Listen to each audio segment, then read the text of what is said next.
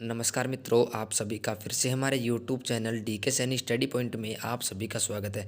तो दोस्तों, आज की इस वीडियो में मैं बात करने वाला हूं, जैसा आपको टाइटल और थंबनेल के माध्यम से समझ में आ रहा होगा। हाँ दोस्तों, आज की इस वीडियो में दैनिक पाठ्य योजना लेकर आया हूं, क्योंकि दोस्तों डेली लेसन प्लान जो होते हैं उनको कैसे बनाया जाता है बीएड करने वाले छात्र छात्राओं के लिए ये काफ़ी इंपॉर्टेंट वीडियो होने वाले हैं। क्योंकि दोस्तों दैनिक पाठ्य योजना का भाग 1 मैंने डाल दिया है, दूसरा भाग है आज की इस वीडियो में बताने वाला हूँ। तो जो भी मित्र हमारे यूट्यूब चैनल पर पहली बार है, यूट्यूब चैनल से जुड़ने के लिए यूट्यूब चैनल को सब्सक्राइब करें, वीडियो को लाइक करें और ज़्यादा से ज़्यादा इस वीडियो को अपने मित्रों के साथ शेयर जरूर करें।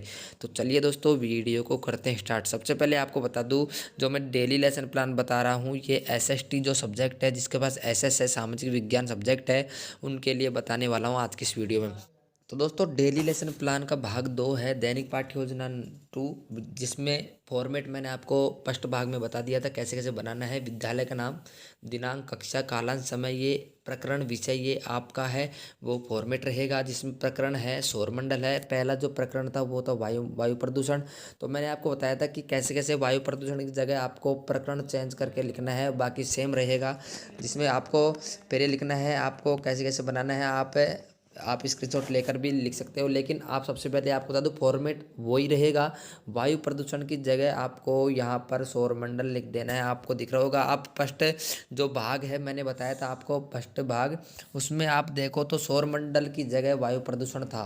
तो वायु प्रदूषण था तो आप वायु प्रदूषण की जगह सौरमंडल आप लगा दीजिए, और बाकी जो फॉर्मेट है वो सेम रहेगा। सभी लेसन प्लान में यही रहेगा। ओनली प्रकरण है, वो जो प्रकरण होगा उनको आपको, जैसे वायु प्रदूषण की जगह सौरमंडल आ गया, और अगला जो बनाएंगे उसकी जगह आपको दूसरा प्रकरण देखने को मिलेगा। बाकी फॉर्मेट सेम रहेगा।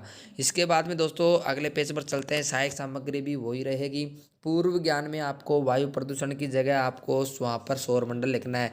ये गलती से लिखा गया है, लेकिन आप वायु प्रदूषण की जगह आपको सौरमंडल यहाँ पर लिखना है।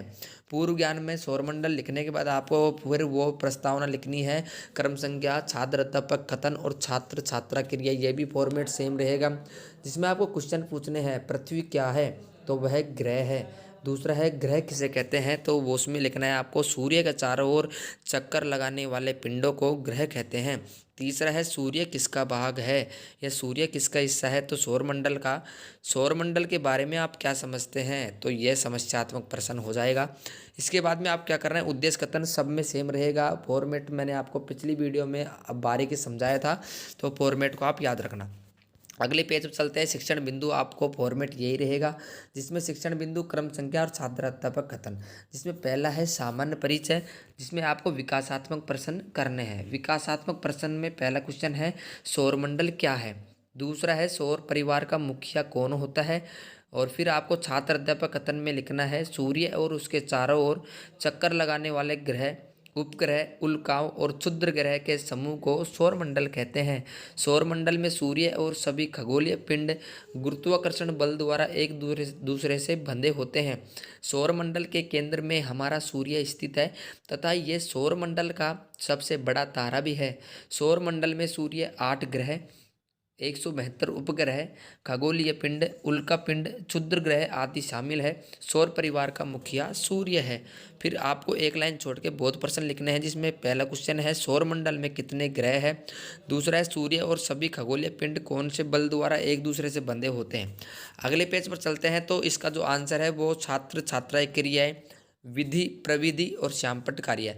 जिसमें पहले क्वेश्चन का आंसर था सूर्य, ग्रह और उपग्रह मिलकर सौर मंडल बनाते हैं। और दूसरे क्वेश्चन का आंसर है सूर्य।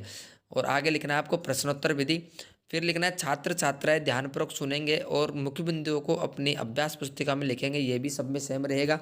और श्यामपट्ट कार्य में श्यामपट्ट चिपकाने के उसमें लिखना है, श्यामपट्ट चिपकाने के बाद कि सूर्य और उसके चारों ओर चक्कर लगाने वाले ग्रह, उपग्रह, उल्काओं और क्षुद्र ग्रह के समूह को सौरमंडल कहते हैं। ये सभी गुरुत्वाकर्षण बल द्वारा एक दूसरे से बंधे होते हैं। सौरमंडल का मुखिया सूर्य होता है और सौरमंडल में 8 ग्रह और 172 उपग्रह हैं। फिर अगले पेज पर से पहले आपको लिखना है जो क्वेश्चन थे उसके, एक तो पहला है 8 ग्रह हैं, और दूसरे क्वेश्चन का आंसर है गुरुत्वाकर्षण बल, और आगे आपको प्रश्नोत्तर विधि लिखनी है। अगले पेज पर वही दूसरा शिक्षण बिंदु है, जिसमें दूसरा शिक्षण बिंदु है सूर्य, जिसमें विकासात्मक प्रश्न आपको करना है। सूर्य क्या है? दूसरा है सूर्य कौन सी आकाश गंगा में स्थित है? तो छात्र अध्यापक का कथन क्या होता है कि सूर्य एक सौरमंडल का मुखिया है जो कि मंदाकिनी गैलेक्सी में स्थित है। आकाश गंगा में अरबों तारों में सूर्य भी एक तारा है। अन्य तारों की भांति सूर्य में भी विशाल ऊर्जा व ऊष्मा का स्रोत है। सूर्य में 71% हाइड्रोजन, 26.5% हीलियम तथा 2.5% यानी 2.5% अन्य गैसें होती है। सूर्य का केंद्रीय भाग क्रोड कहलाता है। सूर्य के प्रकाश की चाल 3 लाख किलोमीटर प्रति सेकंड होती है।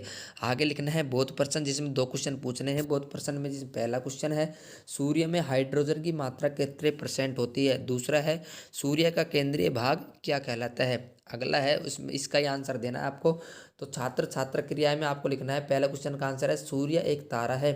दूसरा है आंसर है मंदाकिनी आकाश गंगा। इसमें आगे लिखना है प्रश्नोत्तर विधि। फिर लिखेंगे छात्र छात्राएं ध्यानपूर्वक सुनेंगे तथा मुख्य बिंदुओं को अपनी अभ्यास पुस्तिका में लिखेंगे। आगे लिखना है व्याख्यान विधि, और श्यामपट्ट कार्य में आपको श्यामपट्ट चिपकाने के बाद उसके ऊपर लिखना है सूर्य में 71% हाइड्रोजन, 26% हीलियम, 25% अन्य गैसें। सूर्य का केंद्रीय भाग क्रोड कहलाता है। सूर्य के प्रकाश की चाल 3 लाख किलोमीटर प्रति सेकंड है। फिर लिखना है अगले क्वेश्चन का आंसर 71%, और फिर उससे क्या दूसरे क्वेश्चन का आंसर है क्रोड। आगे लिखना है प्रश्नोत्तर विधि। फिर तीसरे शिक्षण बिंदु है वो है ग्रहों का सामान्य परिचय तथा सूर्य से संबंध। इसमें विकासात्मक प्रश्न 2 पूछने हैं। ग्रह किसे कहते हैं? हमारे सौरमंडल में सबसे बड़ा ग्रह कौन सा है? छात्र अध्यापक कथन में लिखना है आपको सूर्य के चारों ओर चक्कर लगाने वाले खगोलीय पिंडों को ग्रह कहते हैं। हमारे सौरमंडल में 8 ग्रह बुध, शुक्र, पृथ्वी, मंगल, बृहस्पति, शनि, अरुण, वरुण है। बुध ग्रह, पृथ्वी, शुक्र, मंगल आंतरिक ग्रह है तथा बृहस्पति, शनि, अरुण, वरुण बाहरी ग्रह हैं। सौरमंडल का सबसे बड़ा ग्रह बृहस्पति है तथा सबसे छोटा ग्रह बुध है। सौरमंडल में बुध व शुक्र 2 ऐसे ग्रह हैं जिनका कोई उपग्रह नहीं है। हमारा ग्रह पृथ्वी है। सभी ग्रह सूर्य की पश्चिम से पूर्व पृथ्वी परिक्रमा करते हैं, लेकिन शुक्र व वरुण पूर्व से पश्चिम परिक्रमा करते हैं। सूर्य के सबसे नज़दीक बुध तथा वरुण है। दूरी के आधार पर हमारी पृथ्वी का तीसरा स्थान है। सूर्य का प्रकाश पृथ्वी पर 8 मिनट 16 सेकंड में पहुंचता है। अगले पेज पर लिखना है इनका आंसर, जिसमें पहले क्वेश्चन का आंसर है सूर्य के चारों ओर चक्कर लगाने वाले पिंडों को ग्रह कहते हैं। दूसरे क्वेश्चन का आंसर है बृहस्पति। आगे लिखना है प्रश्नोत्तर विधि। फिर नीचे वही छात्र छात्राएं ध्यानपूर्वक सुनेंगे और अपने मुख्य बिंदुओं को अपनी अभ्यास पुस्तिका में लिखेंगे। और श्यामपट्ट कार्य में श्यामपट्ट चिपकाने के बाद उसके ऊपर लिखना है सौरमंडल में 8 ग्रह, सबसे बड़ा ग्रह बृहस्पति, सबसे छोटा ग्रह बुध, सूर्य के सबसे निकट ग्रह बुध, सबसे दूर वरुण, सूर्य से दूरी के आधार पर पृथ्वी का स्थान तीसरा, सूर्य का प्रकाश पृथ्वी पर 8 मिनट 16 सेकंड में पहुंचता है। और फिर आगे लिखना है लास्ट में मूल्यांकन प्रश्न, जिसमें पहला क्वेश्चन है सौरमंडल में कितने ग्रह हैं? तो आपको 4 ऑप्शन दे देने हैं। दूसरा है हम किस ग्रह पर रहते हैं? 4 ऑप्शन देने हैं। तीसरा है सौर परिवार किन किन से मिलकर बना होता है? तो सूर्य, ग्रह, उपग्रह, शुद्ध ग्रह, उल्कापिंड, धूमकेतु आदि से मिलकर सौर परिवार बना है। चौथा है ग्रह किसे कहते हैं? तो सूर्य के चारों ओर चक्कर लगाने वाले खगोलीय पिंडों को ग्रह कहते हैं। सूर्य के बारे में बताइए, सौर परिवार की परिभाषा दीजिए। तो एक क्वेश्चन हो चुके हैं निबंधात्मक प्रश्न। और लास्ट में लिखना है आपको ग्रह कार्य, जिसमें एक क्वेश्चन लिखना है कि ग्रहों की परिभाषा बताते हुए सूर्य के साथ संबंध स्पष्ट कीजिए। तो दोस्तों आज की वीडियो कैसी लगी, वीडियो में कमेंट करके ज़रूर बताइएगा, क्योंकि हमारे चैनल पर ऐसे कई वीडियो मिलती रहती है, आगे भी आपको मिलती रहेगी।